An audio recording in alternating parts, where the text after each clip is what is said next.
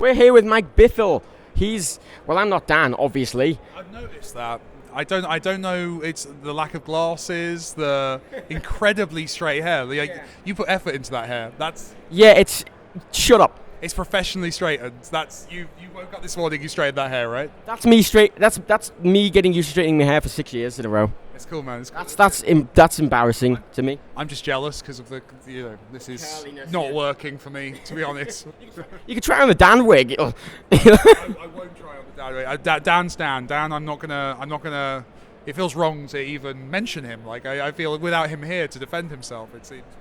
Well, I shouted him a lot, and I like him not being able to defend himself because he likes fucking with me. So naturally, I like to take revenge on him any way I possibly can. Fair enough. So, first question: where did you get the idea for volume? Oh, curses! So to put this into context, before we started, I was asked, "What question have you been annoyingly asked 20 times already in interviews?" And you decided to ask me the same question again. Fuck you. I like this guy's interview style. I like what he stands for. There's a journalistic integrity to the way you present yourself. I don't have to be nice to people. Yeah. No, this is I cool. have the freedom to, although I love you, so I can be nice. I appreciate that. Oh, what did I get the idea for volume? So I noticed that my PC was too quiet. Yeah. All right. And I decided to look into how I could make the noises on my computer louder. And I opened up. I googled it, obviously, searched for hours, found that there is a volume control. And I remember thinking, wow, that's a cool name for a game. And that's where I got the idea. Brilliant story for the idea of a game. There, you're pretty much the king of indies right now, and you got your name from that. I'm like the Duke at top. I'm like the knave of indies. The knave of indies. Interesting way to put it. Now, you've done 22. This is the 23rd interview today. Yeah. So, not today. Since you're a gamer. So, I imagine you're pretty sick of interviews at this point. So, what's your favourite colour? What's my favourite colour? My favourite colour. You see, this is actually an interesting question. You come because for a long time, my favourite colour was orange. But in the last couple of years, I've started getting really into the colour red. Have you, yeah? And I'm not see because of the tone that's been established earlier in this conversation, you assume I'm being sarcastic. This is genuinely the truth. I've been buying I've now got like a red phone, a red PlayStation 4 controller, the battery pack in my bag is red, my iPad case is red, everything's red, and I have no idea. I mean, I did have a massively successful video game about a red rectangle. I don't know if that had any kind of... That may have influenced it a little bit, but it's like subconsciously. But, so yeah, my favourite colour is red. Interesting question. Favourite animal? Particularly mammals. That's thrown me off. Because I was going to say dinosaurs. What about favourite crustacean then? Favourite crustacean has got to be... Scorpion's that's not an anthropod. That's a different thing altogether. I forget the words. I'm embarrassed. I'm not biologist either. My science teachers let me down as a kid. I think. I like crabs. Crabs. That's an interesting Really? sentence. Yeah, do you like crabs? Yeah, that's gonna be an animated GIF, isn't it? Yeah, I guess. I don't know really. I honestly I've never given crustaceans much thought. Maybe you should. If I'd known it would come up, I would totally have... You would have been researching for hours beforehand. I would have been on Wikipedia for hours trying to find the best kind of crustacean to wow you with. Hermit crabs are cool. Hermit crabs are cool because they grab the shell, don't they? And they steal stuff and live in it. Now, I'm going to ask a question about the game now, because it's something that relates to me. Your artwork is done by A.G. Hately at Game Tea. And we're getting her to do stuff for Nerdcube now, which is great. And yeah, I saw you got a t-shirt line, right? Oh yeah, we're going to have a t-shirt line, we're going to get art prints. It's all going to be brilliant.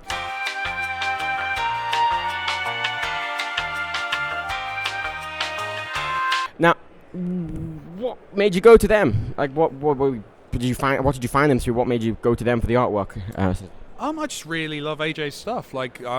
She does a lot of really badass artwork of games, and we were looking at what to do with volume in terms of kind of box art. And often with box art and kind of posters and that kind of stuff, when you're branding a game, you just grab a screenshot. And that's what we did last year here with the volume stand. We just had a big screenshot of the game on it.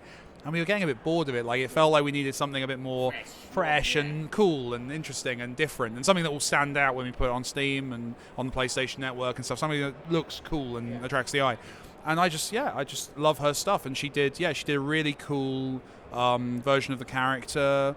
Really nice, very much in her style, but her style really suits the game because the game has this kind of shattering effect and stuff, and her stuff is this energy to it that it's constantly kind of breaking apart and flying around. I love it.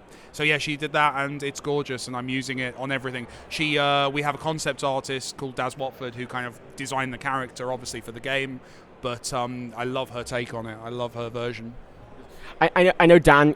When I first went to the with Game Team, he was like, "It's way too professional for us. We can't have this level of fashion." It's kind of cool. I'm like, look at these fancy things that I have. You know, so we had to get her to tone it down a bit to make it all level. Slightly less good art. Yeah, essentially. Like we want this, but like 80%. Yeah. Pretty much. And such respect for your fans. Yeah, honestly. And you know, it's great. It's great, especially that you're doing because you're getting AJ's art out there. 'Cause it's fucking brilliant, honestly. Now, there's something different. You sort of went from obscurity to massive. I'm on the PlayStation stage, and then there's all these conferences and all this. What's that like for you? You seem to got used to it by now, but has that been weird or? No, weird. It's very. It's strange. It's because it's something that, like, I've been working in games. I used to work at big companies. I've been working in games for like 8 years. Shipped like 7-8 games. I've lost track at this point. But it was always a daydream of mine, like, to go on stage at like a Sony press conference or an Xbox press conference or whatever, and just kind of be there as the guy who made a cool game. Like, that was always a daydream, and to actually have that come true was amazing. So, you know, kudos to Sony for letting me. Like, I begged them. Like, I sent them an email to like everyone I knew at Sony and just begged, just like, please let me on stage, let me show volume, let me talk about how awesome, you know, Thomas Was Alone was and how awesome Volume's going to be, and they actually did it, which is weird and cool. As much as I dislike consoles all the time, I have to admire them for that. Master Race. I'm not Master Race, but I'm Master Race in the sense of I can't be bothered with consoles at this point. Okay, that's interesting. Which is, I'm just lazy. It's laziness at this point. I've made it. Because I find consoles easier. Like, I'm the complete opposite. Like, most of the time I can't be bothered with like installing a game on my PC. I tend to play most of my games on console. So it's just interesting. Well, it is that. It's just I bothered making a PC and now I can't be bothered. I've made it. I can't. I'm not fucking changing it at this point. Your blood, sweat, and tears have poured into that machine. I barely play games anyway, but it's just like I can't be bothered. I got rid of my TV and everything. You know, it's all a waste of time. You know. Now, you decided to get Charlie and you decided to get Charlie, and then you got Danny back as well. Why did you decide to get Charlie into it as well as Danny? And why did you decide to bring Danny back as well? Did you want? Does he? It's hard to phrase this properly. Is he the voice that embodies your games now? The kind of posh, it's because they are sort of a posh, arty feeling, your games, but in a sense of you're massively casual as well, you know. Well, I don't know. I think I just really like Danny. Like that's the honest answer. Is kind of when we were doing the PR circuit for Thomas Was Alone, we were. You know, I think after one of the interviews we did, we sat in a pub and chatted, and we were chatting about what Volume was going to be and kind of my ideas for it, and just it was just like, of course Danny's going to be in this game. Like, he's awesome and he's my good luck charm. So I wrote this character. So he plays the AI of the Volume, who's this kind of charming office paperclip, basically, kind of trying to kind of help you out. If I could have him in Microsoft Word, I'd be very happy. Yeah, exactly. Every piece of computer should come installed with Danny Wallace already there. And then in terms of Charlie, it was a case of, well, what's a Robin Hood of the present day? If Robin Hood happened now, what would that character be? And that's a good point. I immediately thought of Charlie when you said that. Yeah, and I just thought, well, it's going to be a show-off on YouTube. And I was like, so he'd be vlogging crime. He'd be making Let's Plays of crime. Like, that would be how Robin Hood would find an audience nowadays. And, yeah, it was literally just in the pub with some friends and talking about, and we were talking about the story, and I said, so he's kind of like Charlie McDonnell, but he robs people? It's like if Charlie McDonnell showed people on the internet how to commit crimes. I was like, I'm going to find a voice actor who can do that. And yeah, one of my friends around the table was just like, I know Charlie. Do you want his phone number? And it was like, yeah, okay. So me and Charlie chatted through it. Discussed it through, and yeah, so it's been really cool. And then we've got a cast around them that's very good. We've got John Dow, who's he's brilliant because he's a composer. He's not a voice actor, but as a favor for his friend, who's the sound engineer on the game, he did placeholder voices for the enemies, and we loved them so much that we then brought him into the recording studio to do the professional kind of take of all those. So he does the enemy voices, because I heard them. I was going to ask you about them because they sound fucking great. They're great, aren't they? And that's just a guy putting on a funny voice that we just thought was really cool. So we brought him back to do it. We got Catherine McCall, who's here, who's around. I think she's at the show today. I need to hang out with her. She's doing all the female voices. We've got a villain who we're not telling who it is yet, but he's very cool. So we've got a really awesome cast kind of bringing this game to life, and that tone is very like this. I wrote the script, so I wrote the script on Thomas as well. So there is definitely a tonal similarity to Thomas Was Alone, just because I find those kind of jokes funny. I find that way of writing fun. So hopefully it kind of carries over. We'll see. Well, it suits Danny, especially the jokes as well. The way you put it, a posh English voice suits it. You know, the sort of charming but equally cheeky. Cheeky charming voice. And obviously, I was here a year ago and played Volume. Since in that time, I know you obviously the voices are there and all that. What have you changed mechanically with it? Like what's in it now mechanically that wasn't last time?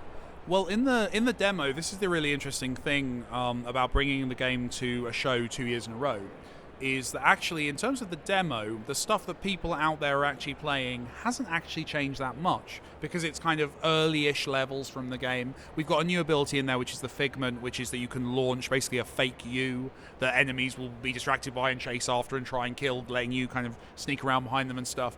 But other than that, there's not a lot's changed. It's been polished aesthetically. It looks a lot better. Music, voiceover. It's kind of those kind of jobs that happen towards the end of a game's development. What has been done over the last year is all the stuff after the demo, like all the basically the game. You know, the game people will be eventually. At some point. Exactly right. So the game that people will be buying, that's the stuff that we've been working on basically for the last year, which is just an enormous amount of kind of other, different enemies, different environment types, different gadgets, different stuff, just generally.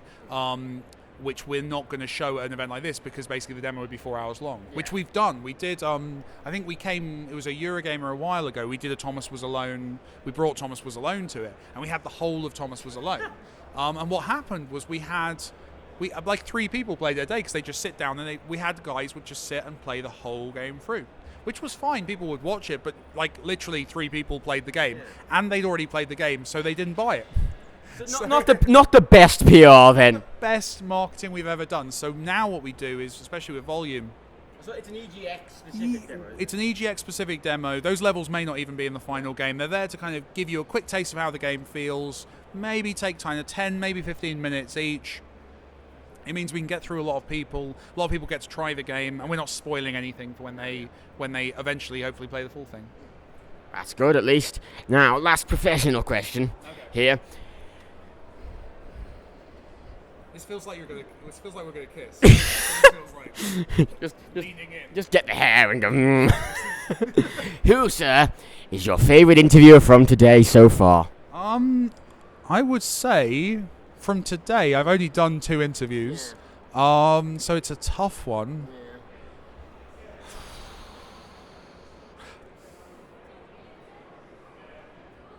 I'm just trying to think. You gotta weigh it up. Because the other interviewer didn't try and kiss me. Like, that was... I remember thinking, that's cool. Yeah. That's cool that guy didn't try and kiss me. I don't know, but then on the other hand, the kiss is kind of romantic, and it's nice to be it's nice to be found attractive. Yeah, So I guess it's you. Are my favourite interview. Because you tried to lead him for a kiss. That's why. And because of that, you're my favourite of the day. Oh, I'm so happy. Shall we kiss properly now? Come, just a bit. Just the camera. It's private. Yeah. Thank you thank you very much. Thank you. Yes. Anyway, actually, and before you go, Yes. you have to wear this. You want me to wear the Yeah, Dan? you have to wear the damn wig. Can I have the Dan glasses as well? You're gonna have the Dan glasses as well. Yes. From my lovely professional cameraman. Welcome, Dan Bithell, to the show. This is what happens when. Oh my goodness me! Your eyesight is really bad. Oh, My cameraman is completely blind your right cameraman is like, wow, that's impressive. The wig suits you quite well, actually. Does it look all right? It does look Do I look good? You do look good. This is that's the thumbnail. I kind of want to see. I'm going to have to ask you guys to take a photo for me later. We're gonna tweet But this. Let's tweet this. Yeah. Let's social media this Yes. thing. We're professionals here. You know, he works in social media. I do bullshit for a living, and you make games. I'm the least professional here. You know, at this point in time. So yes. Hello, procrastinators. Oh. Yeah, You said it with a suave voice. it was. Hello, procrastinators. This is this is the more late night version of the Nerdcube show. Yeah, late night Nerdcube show. I like it. I like it. Get coffee on it. Anyway, thank you very much. And Absolute yeah, pleasure. there you go. Shake hands and yeah. it's fucked. It's gone. And click there for more things, and professional annotations. And please feel free to like and subscribe to this video. We do that, don't we, on YouTube videos? And please comment. Leave a comment below. Let us know what you think of this wig. Is this wig working for you? Is it not working for you? Is it turning you on slightly? It's fine. Did you mind when we kissed? Was that weird? Did you feel uncomfortable? Did you feel like you were seeing something you didn't want to see? Just hit us up in the comments. Thank you. See, I could be a YouTuber. I could totally do this. Goodbye.